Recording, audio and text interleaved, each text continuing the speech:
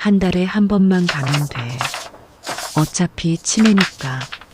제 며느리가 제 아들에게 한 말입니다. 그날부터 저는 진짜 전쟁을 시작했습니다. 아들에게도요.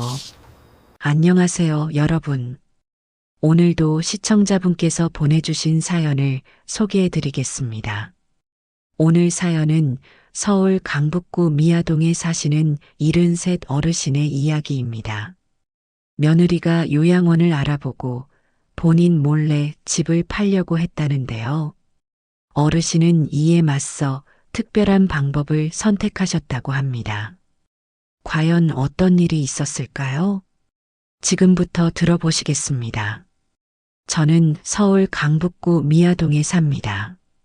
미아역에서 걸어서 10분 거리, 낡은 다세대 주택 2층입니다. 이 집에서 40년을 살았습니다. 올해 73, 남편은 10년 전에 먼저 갔습니다. 아들 재훈이와 며느리 수진이가 5년 전부터 함께 살고 있습니다. 변화는 서서히 왔습니다. 처음 1년은 좋았습니다. 수진이는 착했습니다. 하지만 2년째부터 달라지기 시작했습니다. 말수가 줄었습니다. 표정이 굳었습니다. 3년째, 4년째가 지나면서 더 차가워졌습니다. 그리고 5년째인 올해 모든 게 무너졌습니다. 그날은 4월 어느 저녁이었습니다. 저는 거실 소파에 앉아 있었습니다. 텔레비전에서 드라마가 나오고 있었습니다. 재훈이와 수진이는 안방에 있었습니다. 문이 반쯤 열려 있었습니다. 처음엔 소곤거리는 소리만 들렸습니다.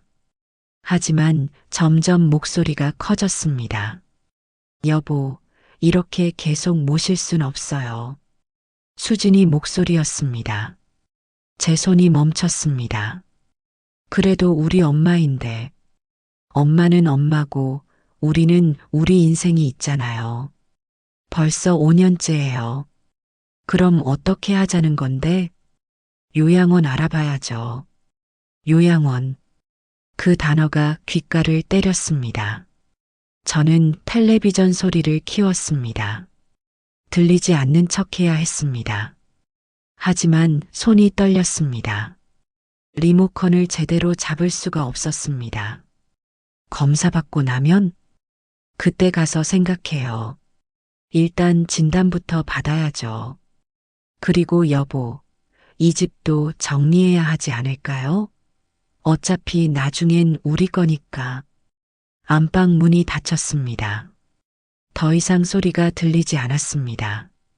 저는 그날 밤 한숨도 못 잤습니다. 천장만 바라봤습니다.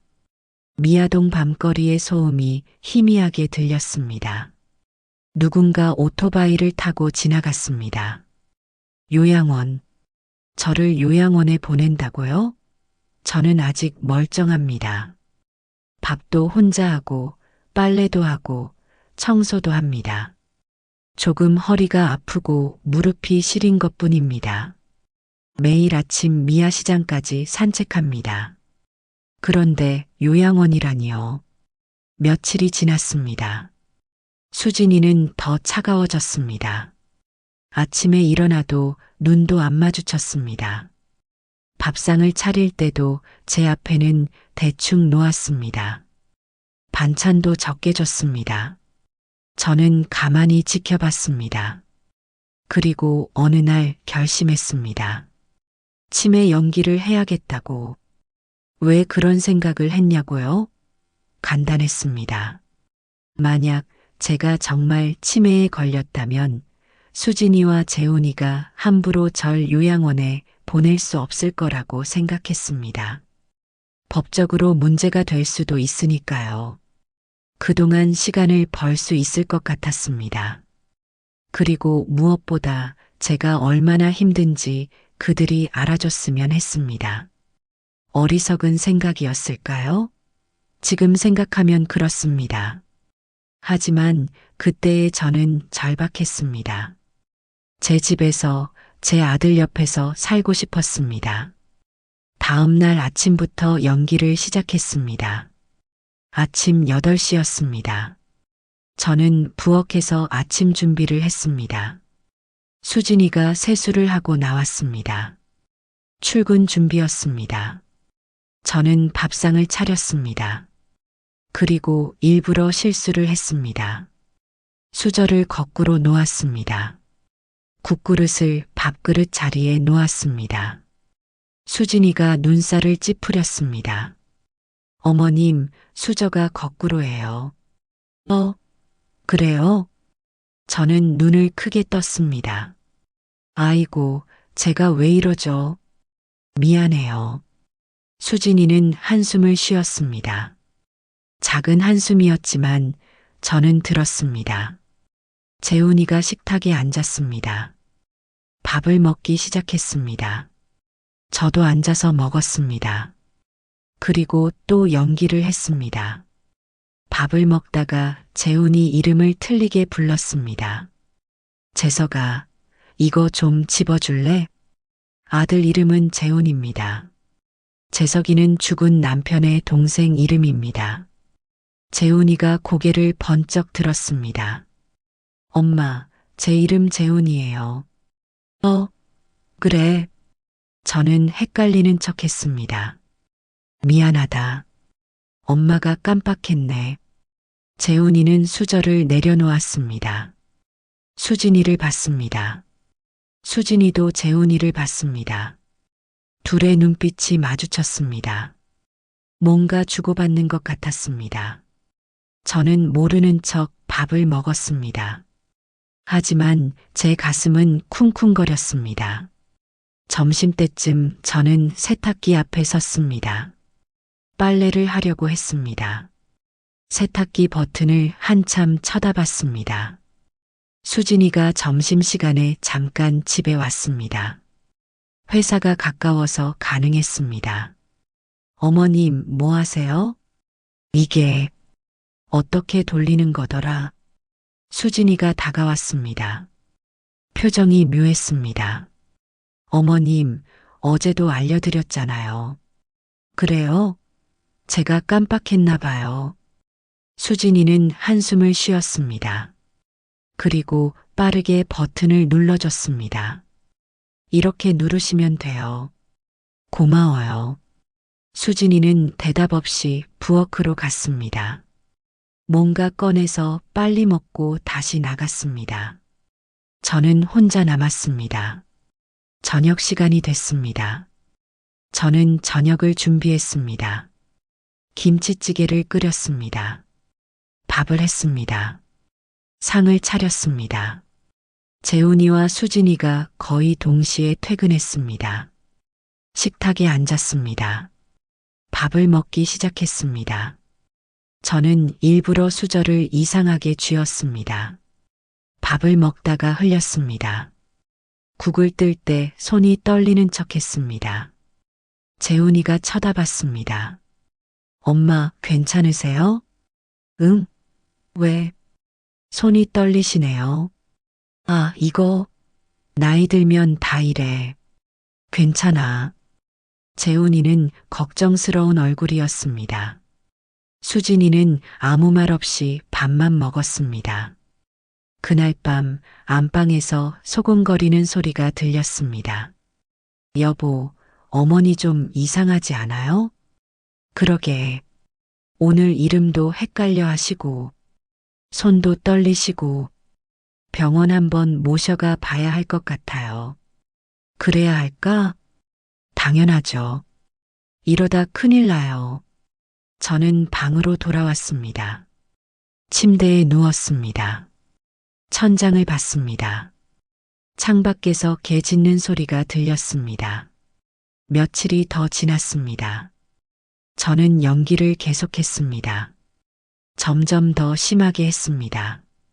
어느 날은 미아시장에 갔다가 일부러 길을 잃은 척 했습니다. 시장 골목을 빙빙 돌았습니다. 핸드폰을 무음으로 해놨습니다. 1시간쯤 지나서 시장 입구로 갔습니다. 과일 가게 앞에 서 있었습니다. 그때 수진이가 나타났습니다. 얼굴이 빨개져 있었습니다. 어머님, 여기 계셨어요? 수진아, 왜 여기 있어요?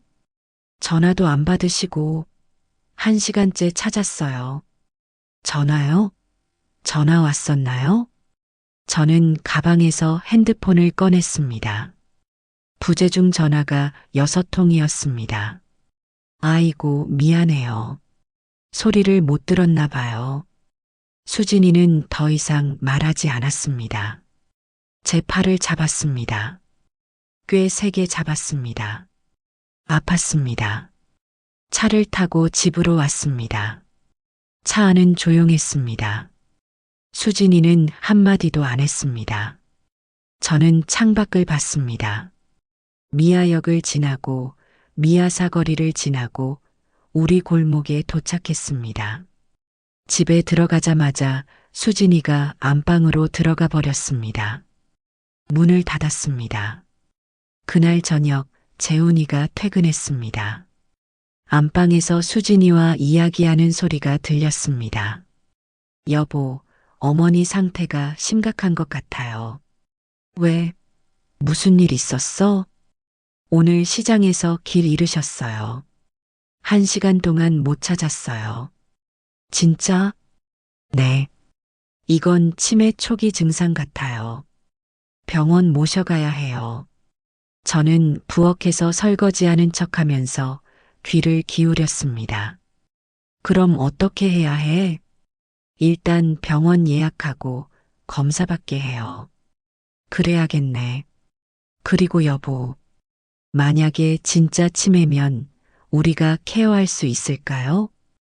그건 그때 가서 생각해 보자. 요양원도 알아봐야 할 것 같아요. 미리. 저는 숨이 막혔습니다. 도마를 집어들었습니다. 큰 소리를 냈습니다. 안방 문이 닫혔습니다. 더 이상 소리가 들리지 않았습니다. 저는 방으로 들어갔습니다. 침대에 앉았습니다. 눈물이 났습니다.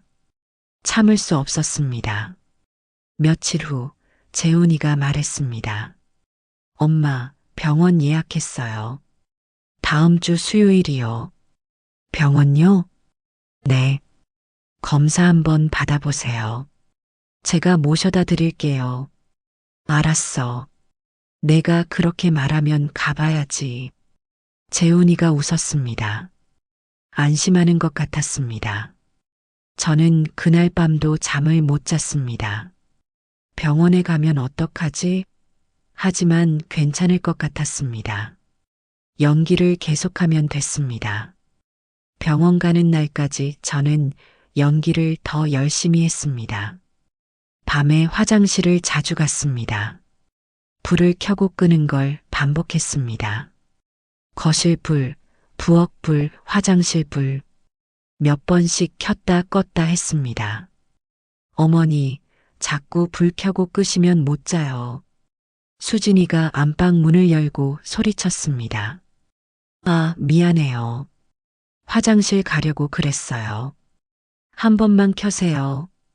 저는 방으로 들어갔습니다. 침대에 앉았습니다. 가슴이 아팠습니다. 병원 가는 날이 왔습니다. 수요일 아침이었습니다. 재훈이가 휴가를 냈습니다. 저는 일찍 일어났습니다. 세수를 하고 옷을 갈아입었습니다. 재훈이 차를 타고 병원으로 갔습니다. 노원구에 있는 큰 병원이었습니다. 사람이 많았습니다. 로비가 넓었습니다. 재훈이가 접수를 했습니다. 번호표를 받았습니다. 엄마, 긴장 마세요. 그래, 알아. 1시간쯤 기다렸습니다. 제 번호가 불렸습니다. 재훈이와 함께 진료실로 들어갔습니다. 의사는 50대쯤 돼 보이는 남자였습니다. 안경을 쓰고 있었습니다. 어르신, 앉으세요. 저는 의자에 앉았습니다. 보호자분이시죠? 네, 아들입니다. 어머니가 요즘 어떤 증상이 있으신가요? 재훈이가 설명하기 시작했습니다. 이름 헷갈림, 세탁기 조작 어려움, 길 이름, 불 켜고 끄기 반복. 의사는 고개를 끄덕이며 들었습니다. 네, 알겠습니다. 그럼 어르신께 몇 가지 질문 드릴게요. 의사가 저를 봤습니다. 어르신, 오늘이 며칠이죠? 저는 잠깐 생각하는 척 했습니다. 오늘이 화요일요? 아니요, 수요일이에요. 아, 그렇구나. 지금 계절이 뭔가요? 계절이요? 봄? 아니, 여름요? 5월이니까 봄이 맞습니다. 의사가 뭔가 적었습니다. 100에서 7씩 빼볼까요? 93이요. 93에서 7 빼면 저는 머뭇거렸습니다. 80. 여선이요? 몇 가지 질문이 더 이어졌습니다. 저는 일부러 몇 개는 틀리고 몇 개는 맞췄습니다. 완전히 틀리면 이상하니까요. 검사가 끝났습니다. 일단 오늘 검사로는 경도인지장의 가능성이 있어 보입니다. 확실한 진단을 위해서는 MRI 촬영이 필요합니다. 그럼 어떻게 해야 하나요? 재훈이가 물었습니다. 오늘 검사 예약하시고 결과 나오면 다시 오시면 됩니다. 네, 알겠습니다. 우리는 진료실을 나왔습니다. 재훈이 얼굴이 어두웠습니다. 저는 재훈이 팔을 잡았습니다. 괜찮아. 나 멀쩡해. 엄마. 재훈이 목소리가 떨렸습니다. 저는 미안했습니다. 검사 예약을 하고 집으로 돌아왔습니다. 수진이는 회사에 가 있었습니다. 집이 조용했습니다. 재훈이는 안방으로 들어갔습니다. 저는 제 방으로 갔습니다. 그날 저녁 재훈이와 수진이가 안방에서 이야기했습니다. 병원 다녀왔어요? 응. 의사가 경도인지장의 가능성 있대. 그럼 치매 초기라는 거네요? 아직 확실한 건 아니고 MRI 찍어봐야 한대. 여보, 진지하게 요양원 알아봐야 할 것 같아요. 제 손이 멈췄습니다.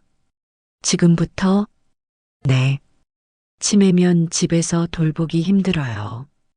그리고 어머니 명의로 된 이 집도 정리해야 하고, 집을 나중에 요양원 비용도 필요하고, 이 집 팔아서 우리 집 마련하는 게 낫지 않아요? 저는 숨이 막혔습니다. 그건 좀, 여보, 현실적으로 생각해요. 우리도 살아야죠. 안방이 조용해졌습니다. 저는 텔레비전을 껐습니다. 방으로 들어갔습니다. 눈물이 났습니다. 참을 수 없었습니다. 소리 내지 않으려고 이불로 입을 막았습니다. 이 집 팔아서 우리 집 마련하는 게 낫지 않아요? 수진이 말이 귓가에서 맴돌았습니다.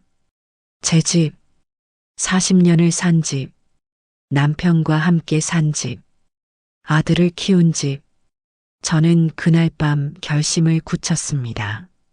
이 연기를 끝까지 해야겠다고, 제 집을 지켜야겠다고. 하지만 저는 아직 몰랐습니다.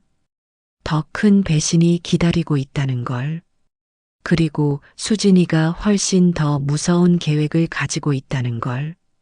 그건 조금 뒤에 알게 됐습니다. MRI 검사 날짜가 잡혔습니다. 다음 주 월요일이었습니다. 일주일을 기다려야 했습니다. 그 일주일 동안 저는 더욱 조심스럽게 연기를 이어갔습니다. 너무 심하게 하면 이상하고 너무 약하게 하면 의심받을 것 같았습니다. 적당한 선을 유지해야 했습니다. 하루에 한두 번 정도 깜빡하는 척, 가끔 이름을 헷갈리는 척, 그 정도로 조절했습니다. 하지만 마음 한구석은 계속 무거웠습니다. 수진이가 집을 팔려고 한다는 생각, 요양원을 알아본다는 생각, 그게 머릿속을 떠나지 않았습니다. 그래도 저는 믿었습니다. 재훈이만큼은 제 편이라고. 수진이가 아무리 그래도 제 아들은 끝까지 절 지켜줄 거라고. 어느 날 오후였습니다. 저는 거실 소파에서 졸고 있었습니다. 아니, 조는 척하고 있었습니다. 요즘 이렇게 있으면 재훈이와 수진이가 방심하고 이야기를 나눴습니다. 그 대화를 듣기 위해서였습니다. 수진이가 현관문을 열고 나갔습니다. 복도에 나가서 전화를 거는 것 같았습니다. 목소리가 희미하게 들렸습니다. 네, 원장님. 요양원 자리 언제쯤 날까요? 저는 눈을 살짝 떴습니다. 귀를 기울였습니다. 다음 달이요? 그 정도면 괜찮아요. 저희 어머니가 지금 치매 검사 중이거든요. 네, MRI 찍었어요. 곧 결과 나와요. 비용이요? 한 달에 얼마예요? 수진이가 잠시 말이 없었습니다. 250이요? 좀 비싸네요. 더 저렴한 데는 없어요? 저는 가슴이 답답했습니다. 수진이는 이미 구체적으로 알아보고 있었습니다. 아, 경기도 쪽은 더 싸요? 파주요? 거기는 얼마예요? 150? 그 정도면 괜찮네요. 근데 파주면 좀 멀지 않아요? 저는 깜짝 놀랐습니다. 파주라고요? 파주면 미아동에서 1시간도 넘게 걸립니다. 그렇게 먼 곳에 절 보낸다고요? 괜찮아요. 어차피 자주 못 갈 거니까요. 네, 그럼 일단 그쪽으로 자리 알아봐 주세요. 수진이가 전화를 끊었습니다. 다시 집 안으로 들어왔습니다. 저는 재빨리 눈을 감았습니다. 자는 척 했습니다. 수진이가 안방으로 들어갔습니다. 곧 재훈이 목소리가 들렸습니다. 일찍 퇴근한 모양이었습니다. 여보, 뭐 하고 있었어? 요양원 알아보고 있었어. 벌써? 아직 MRI 결과도 안 나왔는데. 재훈이 목소리였습니다. 조금 놀란 것 같았습니다. 저는 가슴이 조금 놓였습니다. 역시 제 아들은 다르구나. 수진이한테 제동을 걸어주는구나. 하지만 다음 말을 듣고 저는 얼어붙었습니다. 여보, 그래도 미리 알아봐야지. 자리 안 나오면 어떡해. 재훈이 목소리였습니다. 그렇지? 내가 파주 쪽으로 알아봤어. 거기가 싸더라고. 파주? 너무 멀지 않아? 멀어도 괜찮아. 어차피 자주 못 갈 거잖아. 그건 그렇긴 한데. 재훈이가 잠시 말을 멈췄습니다. 엄마한테 미안하긴 하지만 우리도 살아야 하니까. 저는 숨이 막혔습니다. 귀를 의심했습니다. 지금 제가 뭘 들은 건가요? 엄마한테 미안하긴 하지만 우리도 살아야 하니까. 제 아들이 한 말이었습니다. 제 아들 재훈이가 여보도 그렇게 생각해? 수진이가 물었습니다. 응, 나도 생각해봤는데 엄마 모시면서 우리가 너무 힘들어. 당신도 일하는데 집안일까지 다 해야 하고. 나는 집안일 안 하는데? 아니, 그게 아니라. 엄마가 하시긴 하는데 나중에 치매 심해지면 우리가 다 해야 하잖아. 맞아. 그리고 솔직히 답답해. 친구들이랑 놀러 가고 싶어도 못 가고, 여행도 못 가고. 나도 그래. 회사 야유회도 엄마 생각하느라 못 갔잖아. 저는 눈물이 났습니다. 하지만 울 수 없었습니다. 들키면 안 됐습니다. 그리고 이 집도 정리해야 해. 엄마 명의니까. 수진이가 말했습니다. 응, 그건 나도 생각하고 있어. 엄마 요양원 가시면 이 집 팔아서 우리 집 사자. 그래. 요즘 전세가가 너무 올라서 걱정했는데 이 집 팔면 충분하겠더라. 이 집 시세가 얼마야? 부동산에서 4억 정도 된대. 미아동이 요즘 재개발 얘기 나오면서 더 오를 거야. 4억이면 괜찮네.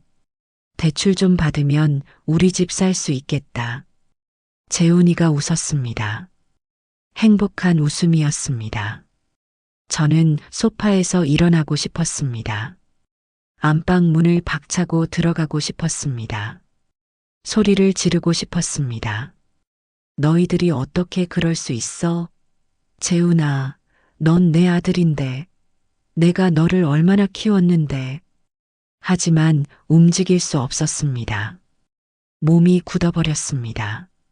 그나저나 MRI 결과 언제 나와?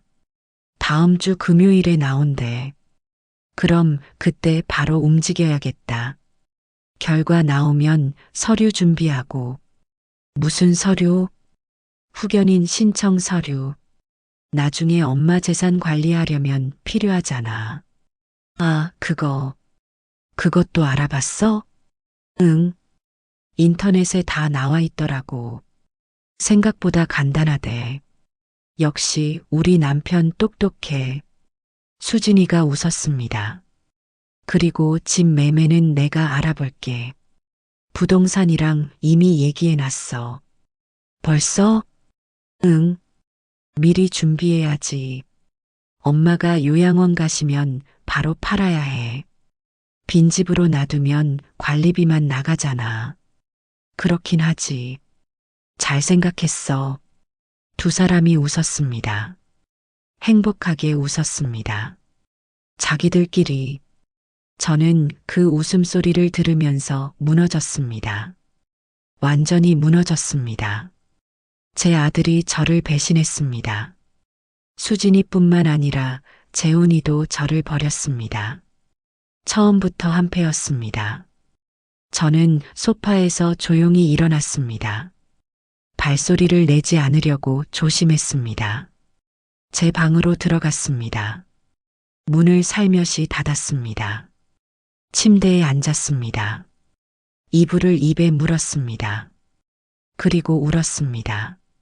소리 없이 울었습니다. 눈물이 멈추지 않았습니다. 재훈아, 엄마가 뭘 잘못했니? 엄마가 널 위해 평생을 살았는데, 아버지 없이 혼자 너를 키웠는데, 대학 보내느라 얼마나 고생했는데, 그런데 이게 뭐니? 하지만 아무도 제 말을 들어주지 않았습니다. 밤이 됐습니다. 저녁 먹으라고 재훈이가 방문을 두드렸습니다. 엄마, 저녁 드세요. 나 배 안 고파? 먼저 먹어. 엄마, 괜찮으세요? 응, 괜찮아. 그냥 좀 피곤해서. 그럼 나중에 드세요. 밥 놔둘게요. 재훈이가 갔습니다. 저는 침대에 그대로 누워 있었습니다. 한참 후에 배가 고팠습니다. 방문을 열고 나갔습니다. 거실은 어두웠습니다. 재훈이와 수진이는 안방에 있었습니다. 불이 꺼져 있었습니다. 벌써 잠든 것 같았습니다. 저는 부엌으로 갔습니다. 냉장고를 열었습니다. 밥이 랩에 쌓여 있었습니다. 데워서 먹었습니다. 맛이 없었습니다. 목이 메었습니다. 설거지를 하면서 생각했습니다. 이제 어떻게 해야 하나? 치매 연기를 계속할까? 아니면 멈출까? 하지만 어느 쪽이든 결과는 같을 것 같았습니다. 재훈이와 수진이는 저를 요양원에 보낼 것입니다. 그리고 이 집을 팔 것입니다. 저는 이 집을 지켜야 했습니다. 어떻게든. 다음 날 아침이었습니다. 저는 일찍 일어났습니다. 재훈이와 수진이가 출근하는 걸 배웅했습니다. 평소처럼 행동했습니다. 조심해서 다녀와. 네, 엄마. 다녀올게요. 재훈이가 웃으며 나갔습니다. 어제 그렇게 얘기했던 사람이 맞나 싶었습니다. 혼자 남았습니다. 저는 안방으로 들어갔습니다. 수진이 노트북이 책상 위에 있었습니다. 켜봤습니다. 비밀번호가 걸려 있었습니다. 몇 번 시도했습니다. 수진이 생일도 넣어보고 재훈이 생일도 넣어봤습니다. 안 됐습니다. 그러다 문득 생각났습니다. 결혼기념일. 그 날짜를 넣었습니다. 열렸습니다. 인터넷 검색 기록을 봤습니다. 파주 요양원 비용, 치매 환자 후견인 신청, 부동산 매매 절차, 강북구 아파트 시세, 전부 다 있었습니다. 수진이는 철저하게 준비하고 있었습니다. 즐겨찾기에 들어가 봤습니다. 부동산 사이트가 여러 개 있었습니다. 그 중 하나를 클릭했습니다. 로그인이 되어 있었습니다. 최근 본 매물이 떴습니다. 전부 노원구 아파트였습니다. 신축 아파트들이었습니다. 가격은 7억에서 7억 5천 사이였습니다. 관심 매물로 저장된 것도 봤습니다. 노원구 상계동 아파트 7억 2천 33평 새 아파트였습니다. 수진이가 찜해둔 집이었습니다. 제 집을 팔아서 살 집이었습니다. 저는 노트북을 껐습니다. 가슴이 아팠습니다. 그날 오후 저는 결심했습니다. 혼자서는 안 되겠다고, 도움이 필요하다고 미아시장으로 갔습니다. 시장 끝 공원으로 갔습니다. 며칠 전에 만났던 할머니가 계실까 싶어서였습니다. 다행히 할머니가 벤치에 앉아 계셨습니다. 어머니, 안녕하세요. 아, 저번에 그분. 안녕하세요. 할머니가 반갑게 맞아줬습니다. 혹시 아드님 연락처 받을 수 있을까요? 변호사 아들 말씀이세요? 네. 무슨 일 있으세요? 저는 할머니 옆에 앉았습니다. 그리고 말했습니다. 어제 들은 이야기. 재훈이가 수진이랑 한패라는 것. 둘이 집을 팔려고 한다는 것. 할머니는 혀를 찼습니다. 아이고, 큰일이네요. 아들까지 그러면 어떡해요. 그러게요. 저도 믿을 수가 없어요. 지금 당장 우리 아들한테 연락해 보세요. 제가 명함 드릴게요. 할머니가 가방에서 명함을 꺼냈습니다. 저한테 줬습니다. 법무법인 정혜 변호사 박민수. 전화번호가 적혀 있었습니다. 고맙습니다. 천만에요. 꼭 도움받으세요. 저는 명함을 받아서 가방에 넣었습니다. 할머니와 인사하고 집으로 돌아왔습니다. 집에 오자마자 방으로 들어갔습니다. 명함을 꺼냈습니다. 핸드폰으로 전화를 걸었습니다. 손이 떨렸습니다. 신호음이 울렸습니다. 한참 후에 누군가 받았습니다. 네, 법무법인 정희입니다. 여자 목소리였습니다. 저 박민수 변호사님과 상담하고 싶은데요. 어떤 건에 관한 상담이신가요? 재산, 가족, 그런 거요. 네, 알겠습니다. 성함이 어떻게 되세요? 김영숙입니다. 연락처 남겨주시면 변호사님이 연락드릴게요. 저는 전화번호를 알려줬습니다. 전화를 끊었습니다. 1시간쯤 지났습니다. 핸드폰이 울렸습니다. 모르는 번호였습니다. 여보세요? 김영숙 어르신이시죠? 박민수 변호사입니다. 남자 목소리였습니다. 차분했습니다. 네, 맞아요. 무슨 일이신지 여쭤봐도 될까요? 저는 조심스럽게 이야기했습니다. 처음부터 끝까지 치매 연기를 시작한 것, 수진이가 요양원을 알아보는 것, 그리고 어제 들은 대화, 재훈이까지 한패라는 것. 변호사는 조용히 들었습니다. 중간중간 질문했습니다. 집이 어르신 명의시죠? 네. 아드님 공동 명의는 아니고요?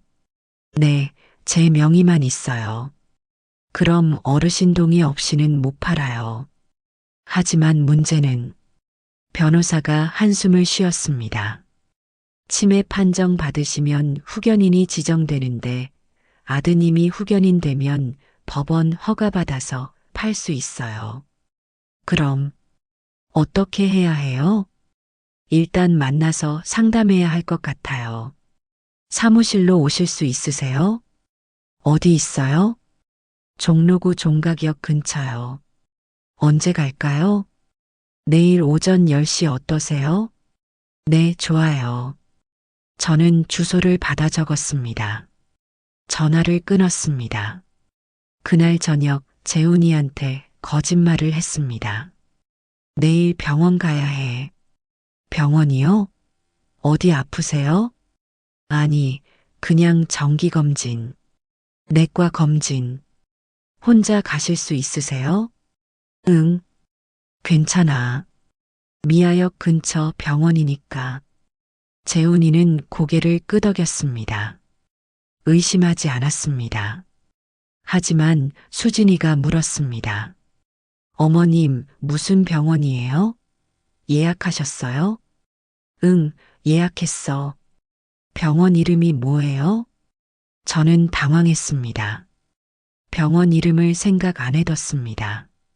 그게 이름이 뭐더라? 깜빡했네. 수진이가 재훈이를 쳐다봤습니다. 의심스러운 눈빛이었습니다. 어머님, 요즘 자꾸 깜빡하시네요. 나이 들면 그래. 괜찮아. 저는 얼른 방으로 들어갔습니다. 위기를 넘겼습니다. 다음 날 아침, 저는 일찍 일어났습니다. 깔끔하게 옷을 입었습니다. 재훈이와 수진이가 출근하고 나서 집을 나섰습니다. 미아역에서 지하철을 탔습니다. 종각역까지 갔습니다. 오래간만에 타는 지하철이었습니다. 주소를 찾아갔습니다. 큰 빌딩이었습니다. 10층에 법무법인이 있었습니다. 문을 열고 들어갔습니다. 직원이 안내해 줬습니다. 상담실로 들어갔습니다. 잠시 후 박민수 변호사가 들어왔습니다. 40대쯤 돼 보였습니다. 어르신, 안녕하세요. 안녕하세요. 앉으세요. 어제 전화로 말씀하신 내용 심각하네요. 도와주실 수 있을까요? 네, 도와드릴 수 있어요. 하지만 솔직하게 말씀해 주셔야 해요. 변호사가 저를 쳐다봤습니다. 어르신, 혹시 치매 연기를 하신 거죠? 저는 깜짝 놀랐습니다. 어떻게? 어르신 말씀 들어보니까 알 수 있어요. 진짜 치매 환자는 이렇게 또렷하게 상황을 설명 못해요. 저는 고개를 숙였습니다. 네, 맞아요. 연기했어요. 왜요? 요양원 보내려고 해서요. 치매면 못 보낼 줄 알았어요. 변호사가 한숨을 쉬었습니다. 어르신, 그게 오히려 독이 됐어요. 치매 판정 받으면 아드님이 후견인 돼서 합법적으로 재산 관리할 수 있거든요. 그럼 어떻게 해요? 지금이라도 늦지 않았어요. 두 가지 방법이 있어요. 변호사가 서류를 꺼냈습니다. 첫째, 지금 당장 재산 신탁을 설정하는 거예요. 집을 신탁 재산으로 묶어두면 함부로 못 팔아요. 그럼 그렇게 해요. 하지만 문제가 있어요. MRI 결과가 나오고 치매 판정 받으면 신탁 설정이 무효가 될 수 있어요. 법적 능력이 없다고 판단되니까요. 그럼 둘째 방법은 아예 고소하는 거예요. 고소요? 네. 아드님과 며느리를 사기 예비죄로 고소하는 거예요. 어르신을 치매 환자로 몰아서 재산을 빼앗으려 했으니까요. 저는 입이 떡 벌어졌습니다. 제 아들을 고소하라고요? 네. 그게 어르신 재산을 지키는 확실한 방법이에요. 저는 망설였습니다. 제 아들을 고소한다고요? 그게 가능한 일인가요? 생각할 시간 드릴게요. 하지만 빨리 결정하셔야 해요. MRI 결과 나오기 전에 움직여야 해요.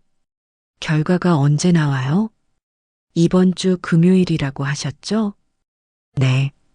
그럼 목요일까지 결정하세요. 그리고 연락 주세요. 저는 명함을 받았습니다. 사무실을 나왔습니다. 집으로 돌아오는 길, 머리가 복잡했습니다. 제 아들을 고소한다고요? 상상도 못한 일이었습니다. 하지만 재훈이가 한 말이 떠올랐습니다. 엄마한테 미안하긴 하지만 우리도 살아야 하니까. 그 말을 생각하니 가슴이 아팠습니다. 배신감이 밀려왔습니다. 집에 도착했습니다.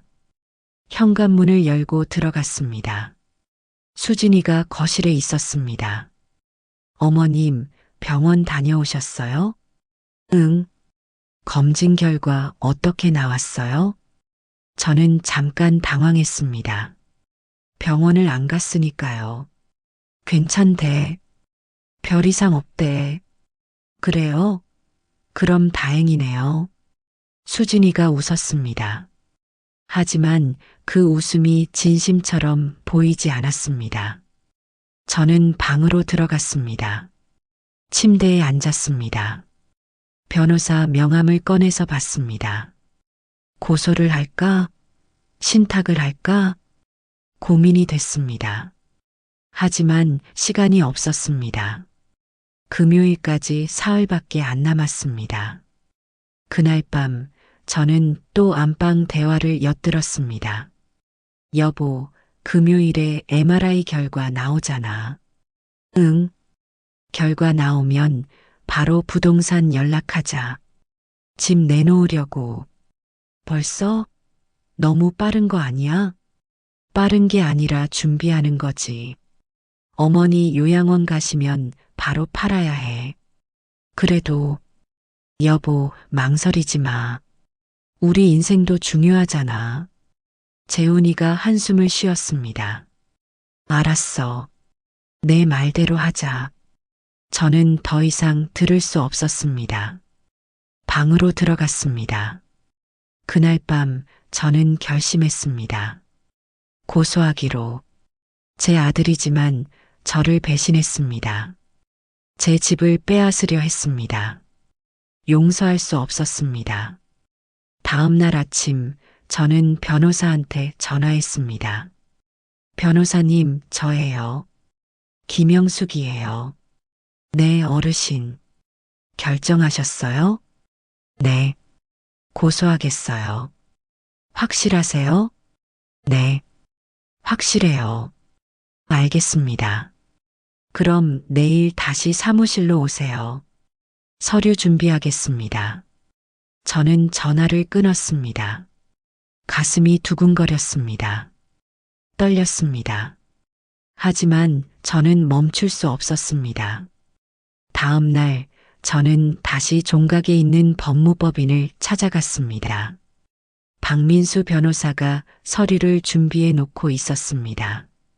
어르신 앉으세요. 고소장 작성하겠습니다. 네. 먼저 확인할 게 있어요. 어르신, 치매 연기한 거 인정하실 거죠?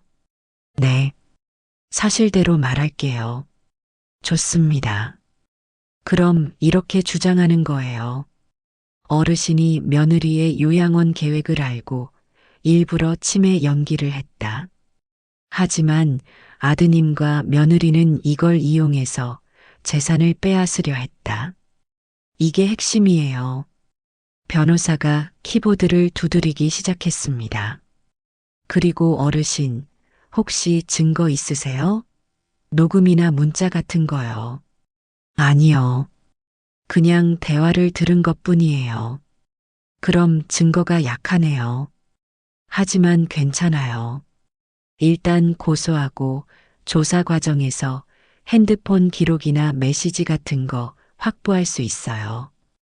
1시간 정도 걸렸습니다. 고소장이 완성됐습니다. 이걸 금요일 전에 접수하겠습니다. 그럼 경찰서에서 조사 나갈 거예요. 그럼 재훈이가 알게 되나요? 당연하죠. 피고인이니까요. 저는 가슴이 철렁했습니다. 제 아들이 경찰서에 불려가는 겁니다. 괜찮으시겠어요? 네, 괜찮아요. 어차피 저를 버린 자식인데요. 변호사가 고개를 끄덕였습니다. 그리고 한 가지 더. 신탁도 같이 진행하시죠.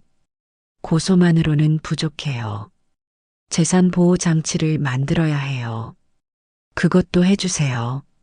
네, 내일부터 준비하겠습니다. 저는 사무실을 나왔습니다. 집으로 돌아가는 지하철 안에서 생각했습니다. 제가 지금 뭘 하고 있는 건지. 하지만 돌이킬 수 없었습니다. 집에 도착했습니다. 재훈이가 일찍 퇴근해 있었습니다. 거실에서 텔레비전을 보고 있었습니다. 엄마, 어디 갔다 오세요? 응, 산책 좀 했어. 요즘 자주 나가시네요. 집에만 있으면 답답해서. 재훈이가 웃었습니다. 예전처럼 밝은 웃음이었습니다. 하지만 저는 이제 그 웃음이 믿어지지 않았습니다. 그날 저녁 또 안방에서 대화가 들렸습니다. 여보, 내일이 금요일이잖아. MRI 결과 나오는 날. 수진이 목소리였습니다. 응, 나 휴가 또 냈어. 내일 결과 들으면 바로 부동산 가자. 우리 집 보러. 벌써? 아직 엄마 요양원도 안 정했는데. 괜찮아. 미리 보는 거야. 노원구 상계동 신축 있잖아. 그거 보러 가자. 거기 얼마더라? 7억 2천. 33평? 7억 2천이면 엄마 집 팔아도 모자란데? 대출 받으면 돼. 우리 둘 소득 합치면 3억은 받을 수 있어. 재훈이가 한숨을 쉬었습니다. 대출까지 받아야 하나? 여보, 이게 기회야. 지금 안 사면 나중에 더 올라. 그리고 엄마 집 4억에 팔면 충분해. 4억에 팔릴까? 부동산에서 가능하대. 미아동 재개발 소문 돌면서 시세 올랐대. 그래도 좀 그렇네. 엄마 집인데. 여보, 어차피 나중에 우리 거잖아. 지금 쓰나 나중에 쓰나 똑같아. 저는 주먹을 쥐었습니다. 손톱이 손바닥을 파고들었습니다. 그리고 어머니 요양원은 파주 쪽으로 알아봤어. 거기가 제일 싸더라고. 한 달에 150. 파주면 너무 멀지 않아? 괜찮아. 어차피 한 달에 한 번 정도만 갈 거잖아. 한 달에 한 번. 저를 파주 요양원에 처박아 놓고 한 달에 한 번만 온다고요? 여보, 정말 괜찮겠어? 엄마가 나중에 원망하시면 어떡해. 원망하면 어때? 우리가 우리 인생 사는 게 중요하지. 수진이 목소리가 차갑게 들렸습니다. 그리고 솔직히 말할게. 나 시어머니랑 같이 사는 거 진짜 힘들었어. 5년 동안 참았어. 이제 우리만의 집에서 살고 싶어. 미안해. 당신한테 고생시켰네. 고생한 거 알면 이제 내 말 들어줘. 내일 결과 나오면 바로 움직이자. 알았어. 저는 더 이상 들을 수 없었습니다. 방으로 들어갔습니다. 침대에 앉았습니다. 눈물이 났습니다. 5년 동안 참았다고? 내가 뭘 그렇게 못되게 했다고? 하지만 아무도 제 마음을 몰라줬습니다. 금요일이 왔습니다. MRI 결과 나오는 날이었습니다. 아침 일찍 재훈이가 휴가를 냈습니다. 저를 병원에 데려가려고 했습니다. 엄마, 준비하세요.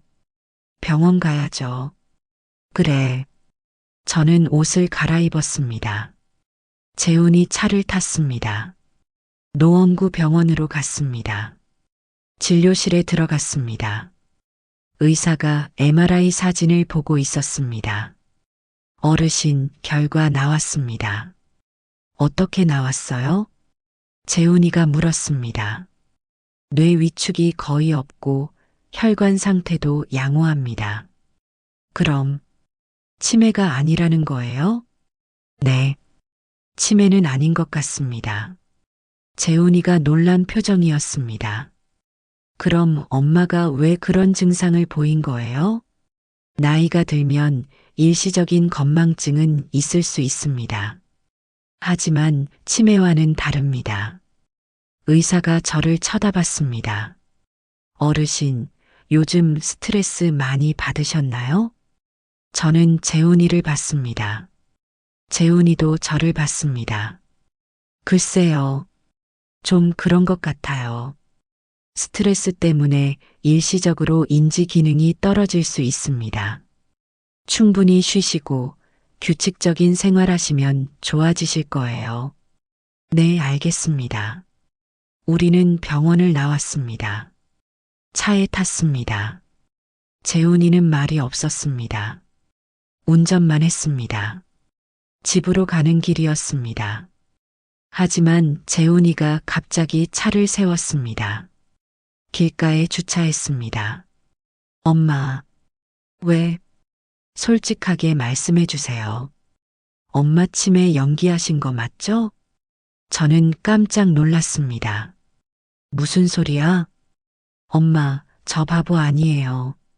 MRI 결과 정상이라는데 그럼 지금까지 증상은 뭐였어요? 저는 대답하지 못했습니다. 엄마가 왜 그러셨어요? 우릴 시험한 거예요? 시험이 아니라. 그럼 뭐예요? 저는 심호흡을 했습니다. 이제 말해야 할 때인 것 같았습니다. 너희가 나를 요양원 보내려는 거 알았어. 재훈이가 얼어붙었습니다. 엄마, 다 들었어. 너희 둘이 안방에서 하는 얘기. 파주 요양원 알아보는 거. 이 집 팔려는 거. 다 들었어. 재훈이 얼굴이 창백해졌습니다. 엄마, 그건. 그래서 치매 연기를 한 거야. 그럼 너희가 나를 못 보낼 줄 알았어. 엄마, 오해예요. 오해? 뭐가 오해야? 엄마한테 미안하지만 우리도 살아야 한다고 한 거 내가 똑똑히 들었어. 재훈이가 말문이 막혔습니다. 그리고 내 집 팔아서 노원구 신축 아파트 산다고 7억 2천짜리 대출받아서 그것도 들으셨어요? 다 들었어. 나는 파주 요양원에 처박아 놓고 한 달에 한 번만 온다고. 재훈이가 고개를 숙였습니다.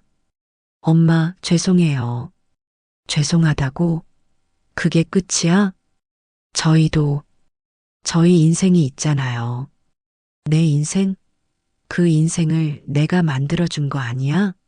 아빠 없이 혼자 너 키우느라 내가 얼마나 고생했는데. 제 목소리가 커졌습니다. 대학 보내느라 이 집 담보로 대출받았어.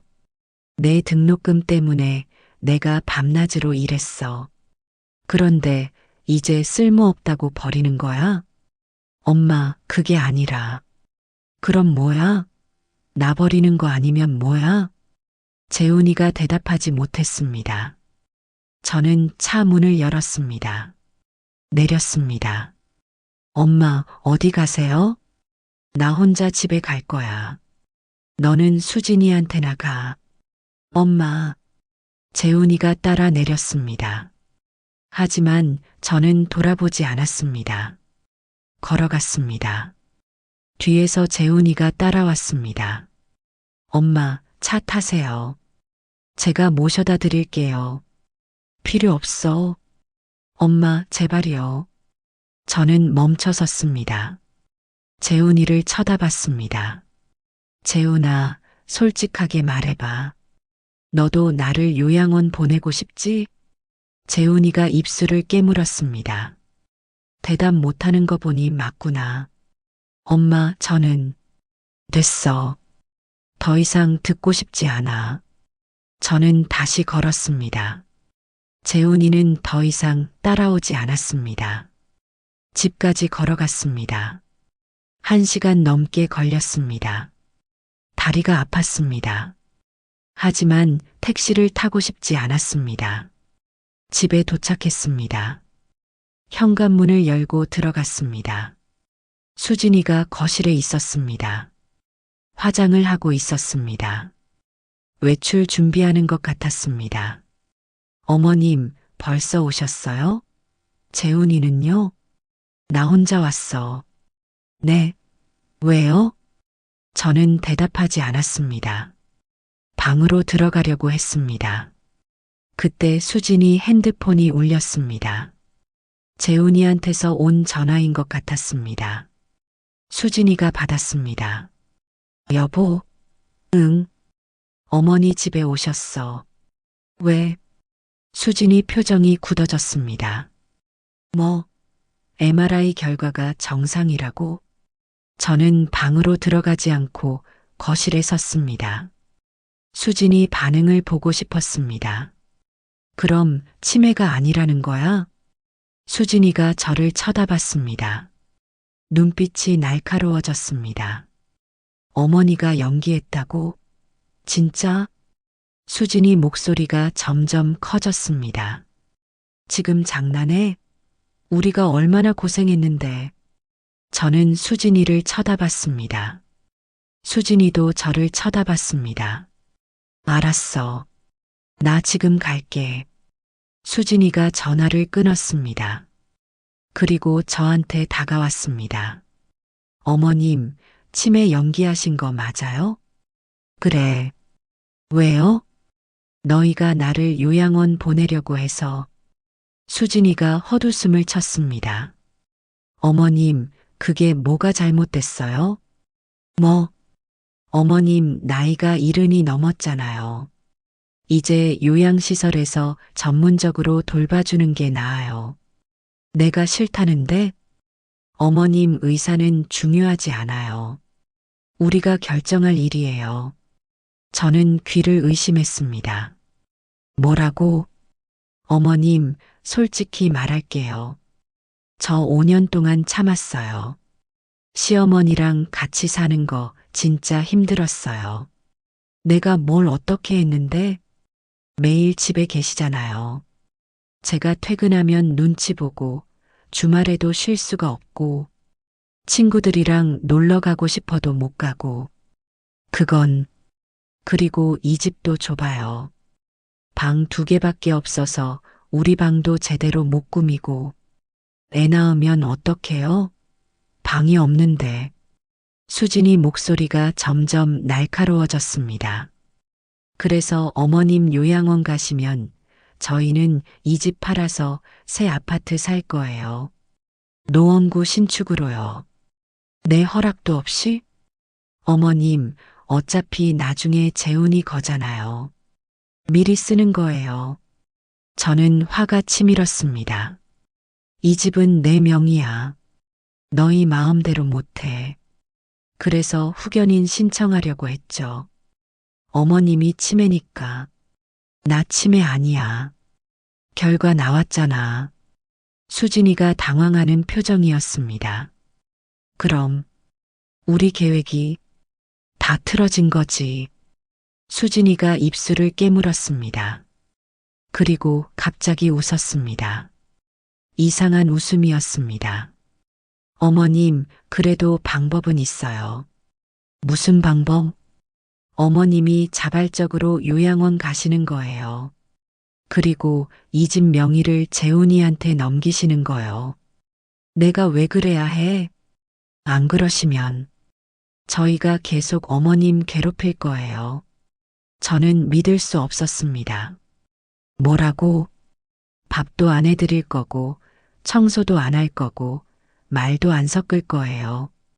어머님 혼자 이 집에서 외롭게 사시게 만들 거예요.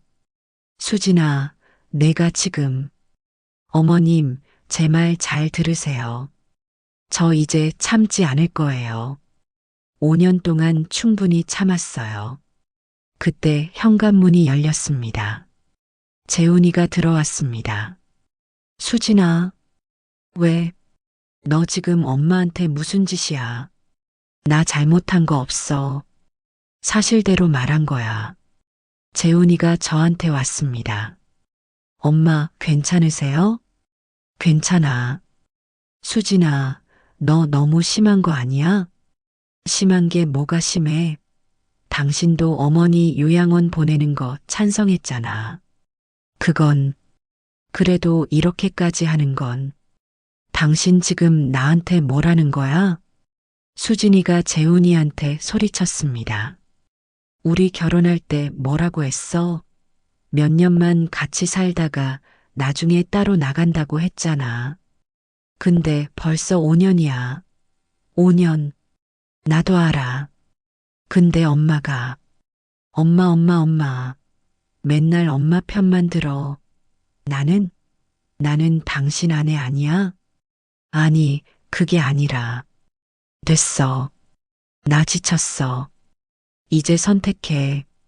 나 아니면 어머니. 재훈이가 당황했습니다. 수진아, 진정해. 일단 앉아서 얘기하자. 얘기는 무슨, 지금 당장 대답해. 나 아니면 어머니. 저는 두 사람을 바라봤습니다. 제 아들이 뭐라고 대답할지 궁금했습니다. 재훈이가 고개를 숙였습니다. 한참을 망설였습니다. 그리고 드디어 입을 열었습니다. 수진아, 미안해. 엄마를 버릴 순 없어. 수진이 얼굴이 일그러졌습니다. 뭐? 엄마는 나를 혼자 키우셨어. 아빠 없이. 그런 엄마를 내가 어떻게 버려. 그럼 나는 버리는 거야? 그게 아니라, 우리 다 같이 해결 방법을 찾자. 요양원 말고 다른 방법도 있잖아. 수진이가 비웃었습니다. 다른 방법? 어머니랑 계속 같이 살자는 거야? 아니, 그게 아니라. 됐어. 알았어. 수진이가 가방을 들었습니다. 나 나갈게. 어디가? 친정. 당신이 정신 차릴 때까지 안 들어올 거야. 수진아. 수진이가 현관문을 열고 나갔습니다. 쾅 소리를 내며 문을 닫았습니다. 집이 조용해졌습니다. 재훈이와 저만 남았습니다. 재훈이가 소파에 주저앉았습니다. 고개를 감싸쥐었습니다. 엄마, 저 어떡하면 좋아요? 저는 대답하지 않았습니다. 제 방으로 들어갔습니다. 침대에 앉았습니다. 창밖을 봤습니다. 수진이가 골목을 빠르게 걸어가고 있었습니다. 택시를 잡아탔습니다. 사라졌습니다. 저는 한숨을 쉬었습니다. 드디어 수진이가 나갔습니다. 하지만 마음이 편하지 않았습니다. 그날 밤 재훈이는 거실 소파에서 잤습니다. 안방에 혼자 들어가기 싫었나 봅니다. 저는 잠이 오지 않았습니다. 생각이 복잡했습니다. 다음 날 아침 재훈이가 출근하지 않았습니다. 거실에서 멍하니 앉아 있었습니다. 핸드폰만 봤습니다. 수진이한테 연락하는 것 같았습니다. 재훈아, 밥 먹어. 아니에요. 괜찮아요. 그래도 먹어야지. 저는 아침을 차렸습니다. 재훈이 앞에 놓았습니다. 재훈이는 먹지 않았습니다. 엄마, 제가 잘못했어요. 제가 수진이 말만 듣고 엄마 마음은 생각 안 했어요. 이제 알았니? 네. 정말 죄송해요. 재훈이가 울먹였습니다. 엄마 용서해 주세요. 다시는 그러지 않을게요. 저는 재훈이를 봤습니다. 제 아들이었습니다. 미웠지만 그래도 제 아들이었습니다. 재훈아, 수진이한테 가. 네. 수진이한테 가서 사과해. 내 아내잖아. 하지만 엄마는 나는 괜찮아. 나는 혼자 살 수 있어. 엄마, 가. 빨리 가서 데려와. 재훈이가 고개를 끄덕였습니다. 옷을 갈아입었습니다. 밖으로 나갔습니다. 저는 혼자 남았습니다. 그리고 핸드폰을 꺼냈습니다. 박민수 변호사한테 전화했습니다. 변호사님, 저예요. 네, 어르신. 무슨 일이세요? 고소장. 접수하지 마세요. 왜요? 무슨 일 있으셨어요? 저는 어제 있었던 일을 설명했습니다. 재훈이가 제 편을 들어준 것, 수진이가 나간 것. 그럼 아드님은 괜찮으신 거네요? 네, 그런 것 같아요. 하지만 며느리는 어떡하시게요? 모르겠어요. 일단 지켜봐야 할 것 같아요. 알겠습니다. 그럼 고소장은 보류하겠습니다. 하지만 어르신 조심하세요. 네. 전화를 끊었습니다. 이틀이 지났습니다. 재훈이는 매일 친정에 가서 수진이를 설득했습니다. 하지만 수진이는 돌아오지 않았습니다. 사흘째 되는 날 재훈이가 지쳐서 돌아왔습니다. 엄마, 수진이가 안 돌아온대요. 그래, 이혼하자고 해요. 저는 깜짝 놀랐습니다. 이혼? 네, 저랑은 못 살겠대요. 어머니 편만 드니까. 재훈이가 울었습니다. 30 넘은 남자가 엄마 앞에서 울었습니다. 재훈아, 엄마, 저 어떡해요? 수진이 없으면 못 살아요. 저는 가슴이 아팠습니다. 제 아들이 아파하는 게 보였습니다. 재훈아, 수진이한테 가. 그리고 말해. 내가 요양원 갈게. 엄마 안 돼요. 괜찮아. 나는 괜찮아. 내가 행복하면 돼. 엄마, 가. 수진이 데려와. 재훈이가 고개를 저었습니다. 싫어요. 저는 엄마랑 살 거예요. 재훈아, 아내가 더 중요해. 나는 늙었어. 하지만 수진이는 내 미래야. 아니에요. 엄마도 중요해요. 저는 재훈이를 안아줬습니다. 오랜만에 안아줬습니다. 고마워, 재훈아. 엄마 편 들어줘서. 죄송해요, 엄마. 제가 바보였어요. 우리는 한참을 그렇게 있었습니다. 하지만 저는 몰랐습니다. 수진이가 훨씬 더 무서운 계획을 세우고 있다는 걸, 재훈이까지 배신할 계획을 세우고 있다는 걸, 그건 일주일 후에 알게 됐습니다. 재훈이한테 온 전화 한 통 때문에 일주일이 지났습니다. 재훈이는 여전히 수진이를 설득하러 다녔습니다. 하지만 수진이는 돌아오지 않았습니다. 전화도 받지 않았습니다. 문자만 간간히 보냈습니다. 생각 좀 하고 있어. 시간 줘. 그게 전부였습니다. 재훈이는 점점 지쳐갔습니다. 밥도 제대로 안 먹었습니다. 회사도 자주 빠졌습니다. 저는 재훈이가 걱정됐습니다. 재훈아, 밥 좀 먹어. 괜찮아요, 엄마. 이러다 쓰러지겠다. 괜찮아요. 재훈이는 소파에 누워서 핸드폰만 봤습니다. 수진이 SNS를 보는 것 같았습니다. 어느 날 오후였습니다. 재훈이 핸드폰이 울렸습니다. 수진이었습니다. 재훈이가 벌떡 일어났습니다. 여보, 왜 이제야 전화해? 저는 부엌에서 귀를 기울였습니다. 응, 만나자고. 지금. 재훈이 목소리가 밝아졌습니다. 알았어. 어디서? 미아역 카페? 알았어. 지금 갈게. 재훈이가 전화를 끊었습니다. 허겁지겁 옷을 갈아입었습니다. 엄마, 저 수진이 만나러 갈게요. 그래, 다녀와. 네. 재훈이가 신발을 신고 나갔습니다. 문이 쾅 닫혔습니다. 저는 창문으로 재훈이가 급하게 골목을 빠져나가는 걸 봤습니다. 한참을 봤습니다. 그리고 이상한 느낌이 들었습니다. 왜 갑자기 수진이가 연락을 한 걸까?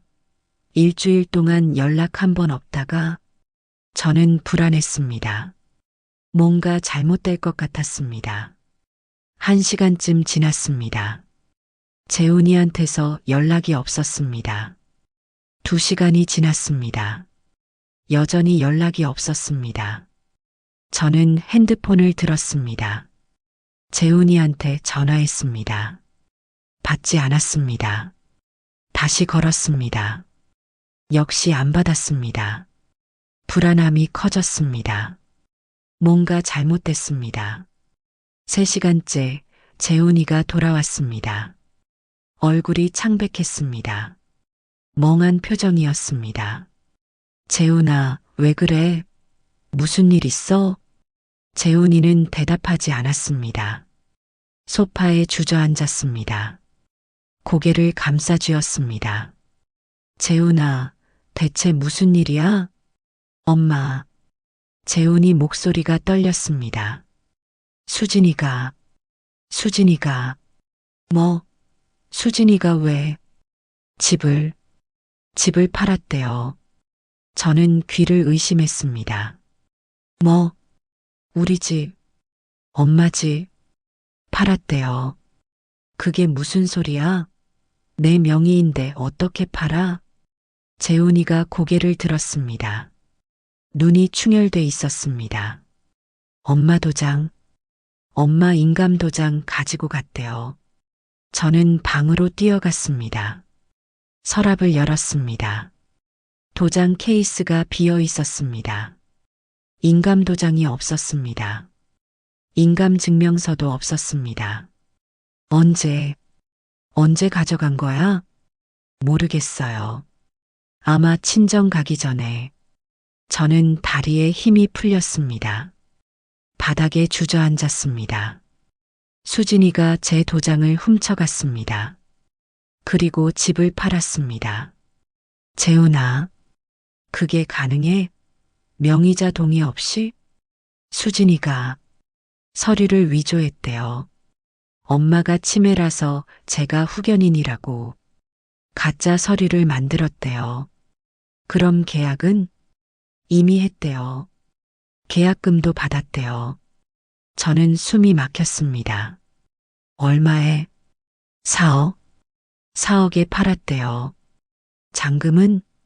다음 주래요. 다음 주 금요일. 저는 온몸이 떨렸습니다. 일주일 후면 제 집이 남의 손에 넘어간다는 얘기였습니다. 수진이가 그 돈으로 뭐 하려고? 재훈이가 고개를 숙였습니다. 노원구 아파트. 혼자 사려고 했대요. 혼자? 네. 저 이름도 안 넣고 자기 명의로만. 저는 입이 떡 벌어졌습니다. 그럼 너는? 저는 버리려고 했대요. 재훈이가 울기 시작했습니다. 저도 속은 거예요. 수진이가 저까지 배신한 거예요. 저는 재훈이를 봤습니다. 제 아들도 당한 겁니다. 수진이한테. 수진이가 처음부터 계획한 거였대요. 저랑 결혼한 것도 엄마랑 같이 산 것도 다 이 집 때문이었대요. 뭐? 결혼하면서 이 집 시세 알아봤대요. 그리고 몇 년 기다리면 재개발된다는 것도 알았대요. 그래서 참고 기다렸대요. 저는 머리가 멍해졌습니다. 그럼 너를 사랑한 것도 거짓말이었대요. 처음부터 이 집이 목적이었대요. 재훈이가 바닥에 주저앉았습니다. 소리내어 울었습니다. 저는 그런 재훈이를 보면서 생각했습니다. 우리 둘 다 당한 겁니다. 수진이한테. 하지만 저는 포기할 수 없었습니다. 제 집입니다. 40년을 산 집입니다. 재훈아, 일어나. 엄마, 지금 올 시간 없어. 우리 뭔가 해야 해. 뭘 어떻게 해요? 이미 계약했는데. 계약을 취소하면 돼. 어떻게요? 저는 핸드폰을 들었습니다. 박민수 변호사한테 전화했습니다. 변호사님, 저예요. 급한 일이에요. 무슨 일이세요? 저는 상황을 설명했습니다. 수진이가 도장을 훔쳐서 집을 팔았다는 것, 서류를 위조했다는 것, 일주일 후 잔금이라는 것. 변호사는 잠시 침묵했습니다. 어르신, 이건 명백한 범죄예요. 문서 위조, 사기죄에 해당해요. 그럼 계약을 취소할 수 있어요? 네, 가능해요. 하지만 빨리 움직여야 해요. 지금 당장 경찰서 가셔야 해요. 지금요? 네. 고소장 접수하시고 계약서 사본 확보하셔야 해요. 그리고 매수인한테도 연락해야 해요. 알겠습니다. 저는 전화를 끊었습니다. 재훈이를 쳐다봤습니다. 재훈아, 일어나. 경찰서 가자. 지금요? 응. 지금 당장. 재훈이가 일어났습니다. 눈물을 닦았습니다. 엄마, 수진이를 고소하는 거예요? 그래. 고소해야지. 범죄자잖아. 하지만은 없어. 수진이는 우리 둘 다 속였어. 용서할 수 없어. 저는 가방을 챙겼습니다. 재훈이와 함께 집을 나섰습니다. 미아동 파출소로 갔습니다. 작은 파출소였습니다. 경찰관 2명이 있었습니다. 무슨 일로 오셨어요? 고소하러 왔어요. 저는 상황을 설명했습니다. 경찰관이 고개를 끄덕였습니다. 일단 강북경찰서로 가셔야 할 것 같아요. 여긴 파출소라 고소장 접수가 안 돼요. 어디 있어요? 번동에 있어요. 제가 연락 한번 해볼게요. 경찰관이 전화를 걸었습니다. 한참 통화하더니 저희를 봤습니다. 지금 가시면 형사님이 기다리고 계실 거예요. 감사합니다. 우리는 택시를 타고 강북경찰서로 갔습니다. 큰 건물이었습니다. 들어가니 민원실이 있었습니다. 형사가 나왔습니다. 40대쯤 돼 보였습니다. 김영숙 어르신이시죠? 이쪽으로 오세요. 조사실로 들어갔습니다. 형사가 컴퓨터를 켰습니다. 상황 설명해 주세요. 저는 처음부터 끝까지 설명했습니다. 수진이가 요양원 계획을 세운 것, 도장을 훔친 것, 집을 판 것, 서류를 위조한 것. 형사는 키보드를 두드리며 받아 적었습니다. 증거 있으세요? 도장이 없어진 거요. 그리고 아들이 수진 씨한테 직접 들었어요. 녹음은 없어요. 형사가 난감한 표정이었습니다. 증거가 약하긴 한데 일단 고소장 접수하겠습니다. 그리고 수진 씨 소환해서 조사하겠습니다. 계약은요? 취소할 수 있어요? 일단 부동산에 연락해서 상황 설명하세요. 명의자가 모르는 계약이니 무효라고 주장하세요.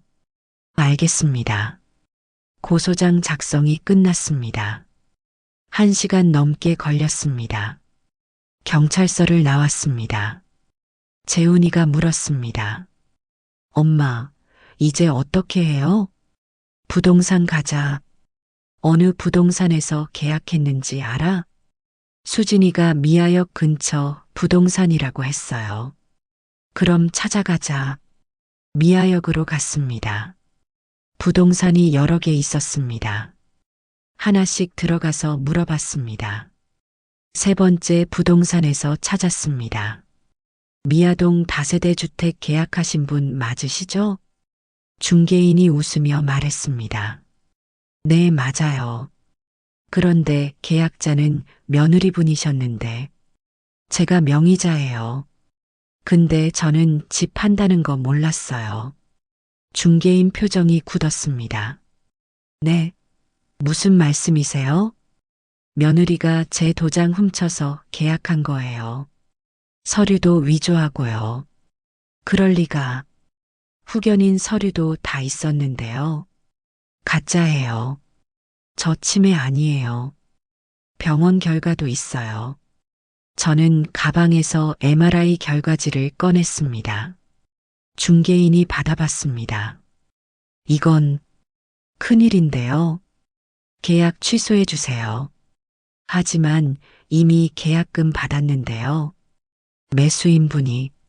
매수인분 연락처 주세요. 제가 직접 설명할게요. 중개인이 난감해했습니다. 하지만 명함을 꺼내줬습니다. 매수인분이 박철수 씨예요. 여기 전화번호 있어요. 저는 명함을 받았습니다. 바로 전화를 걸었습니다. 신호음이 울렸습니다. 누군가 받았습니다. 여보세요? 남자 목소리였습니다. 박철수 씨 맞으시죠? 네, 맞는데요. 저는 미아동 다세대 주택 명의자 김영숙입니다. 아, 네. 안녕하세요. 죄송한데요. 계약 취소해야 할 것 같아요. 네. 갑자기 왜요? 저는 상황을 설명했습니다. 며느리가 제 동의 없이 계약한 것, 서류를 위조한 것, 박철수 씨는 놀란 것 같았습니다. 그럼 계약이 무효라는 말씀이세요? 네. 명의자 동의가 없었으니까요. 하지만 저는 계약금 2천만 원 냈는데요. 그건 며느리한테 돌려받으세요. 제가 받은 게 아니니까. 이거 큰일인데. 죄송합니다. 제 잘못이 아니라. 알겠습니다. 일단 변호사랑 상의해 보겠습니다. 전화가 끊겼습니다. 중개인이 난처한 얼굴로 말했습니다. 어르신, 이거 저희도 난처해요. 중개 수수료도 받았는데 그것도 며느리한테 돌려받으세요. 저는 모르는 일이에요. 아, 중개인이 한숨을 쉬었습니다. 우리는 부동산을 나왔습니다. 재훈이가 말했습니다. 엄마, 이제 어떻게 돼요? 계약은 취소될 거야. 매수인도 속은 거니까 가만히 있진 않을 거고. 수진이는요? 경찰서에서 조사받을 거야. 엄마, 정말 수진이를 그냥 보낼 거예요? 저는 재훈이를 봤습니다. 재훈아, 수진이는 우리 둘 다 속였어. 너까지 버리려고 했어. 그런 사람 용서할 수 있어? 재훈이가 고개를 숙였습니다. 용서는 못하겠지만, 그래도 한때는 제 아내였는데, 한때가 아니라 지금도 아내잖아. 근데 그 아내가 뭘 했어? 남편까지 배신했잖아. 네. 재훈아, 이제 정신 차려. 수진이는 널 사랑한 적 없어. 처음부터 이 집이 목적이었어. 재훈이가 눈물을 흘렸습니다. 제가 너무 바보였어요. 바보는 나도 마찬가지야. 수진이를 며느리로 받아들인 게 내 실수였어. 우리는 집으로 돌아왔습니다. 현관문을 열고 들어갔습니다. 집이 조용했습니다. 수진이가 없으니 더 조용했습니다.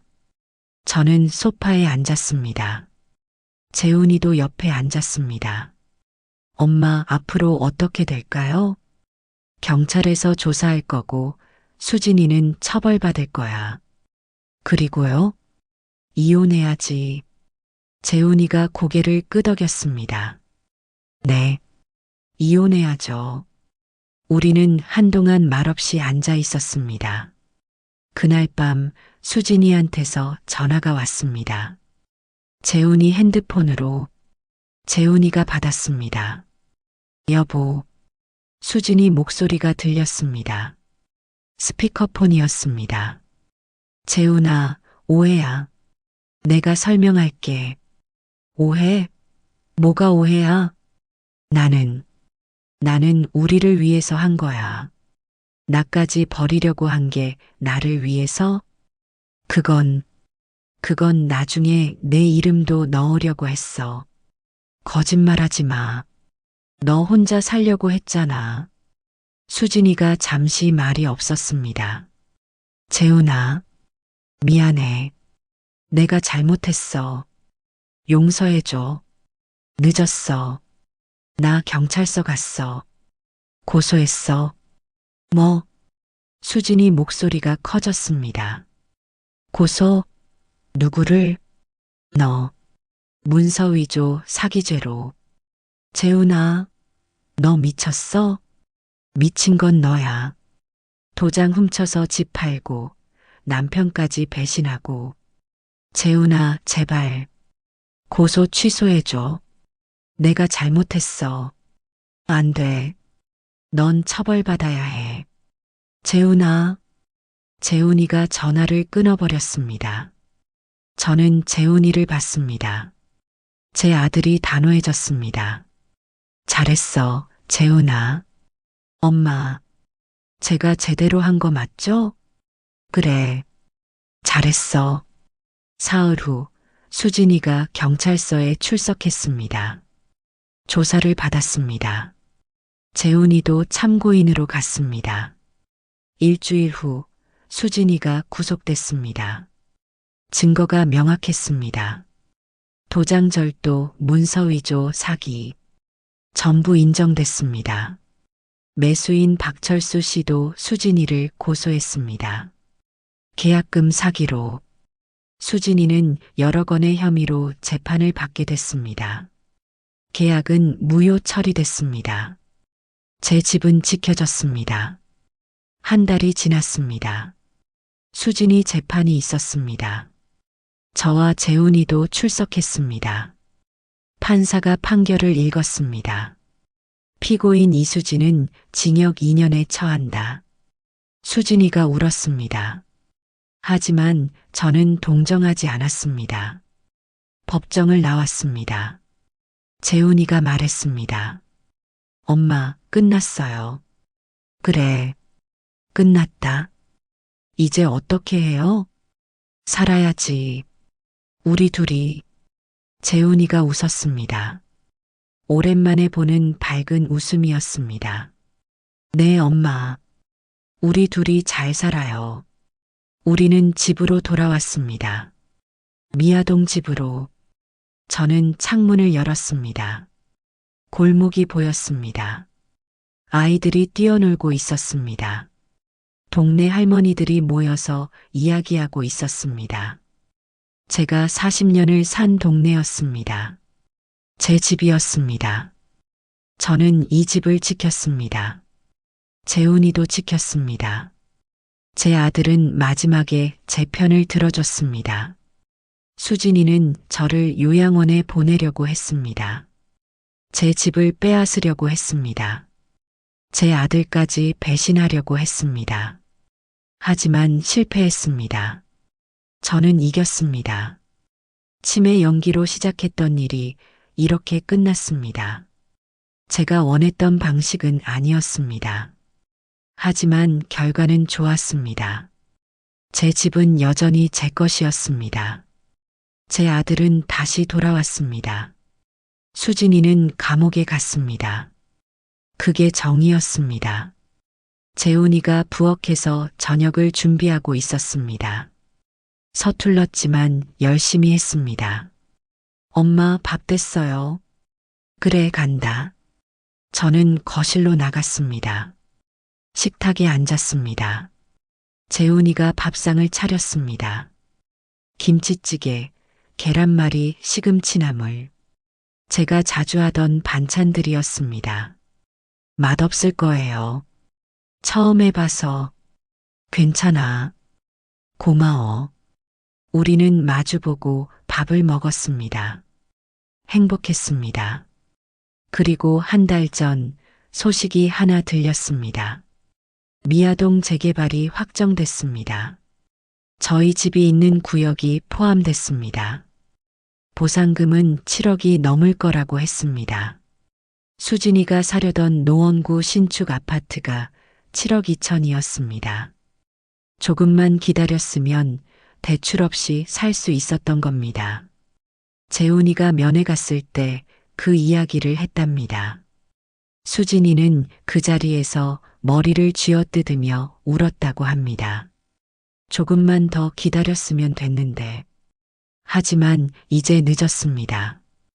재개발 보상금은 제가 받을 겁니다. 재훈이와 함께 새 아파트로 이사 갈 겁니다. 수진이는 감옥에서 2년을 보낸 후 한 푼도 받지 못할 겁니다. 욕심이 화를 불렀습니다. 저는 제 인생의 주인입니다. 73의 나이에도 제 권리를 지켜냈습니다. 나이가 들었다고 무시당할 순 없습니다. 재훈이는 요즘 요리를 배우고 있습니다. 엄마, 이제 제가 엄마 챙길게요. 고마워, 재훈아. 우리는 이제 다시 시작입니다. 수진이 없이 둘이서. 미아동에서의 40년은 끝났지만 제 인생은 계속됩니다. 네, 오늘 사연 여기까지입니다. 이수진 씨는 조금만 더 기다렸으면 7억이 넘는 재개발 보상금을 받을 수 있었습니다. 하지만 욕심이 앞섰고 결국 감옥에서 2년을 보내게 됐습니다. 김영숙 어르신은 지금 아드님과 함께 재개발 보상금으로 새 아파트 계약을 준비 중이시라고 합니다. 나이가 들었다고 만만하게 보면 안 됩니다. 어르신들도 당신의 권리를 지킬 줄 아십니다. 오늘 사연이 여러분께 작은 교훈이 되었으면 좋겠습니다. 여러분의 사연도 기다리고 있고 다음 사연도 기대해 주세요. 감사합니다.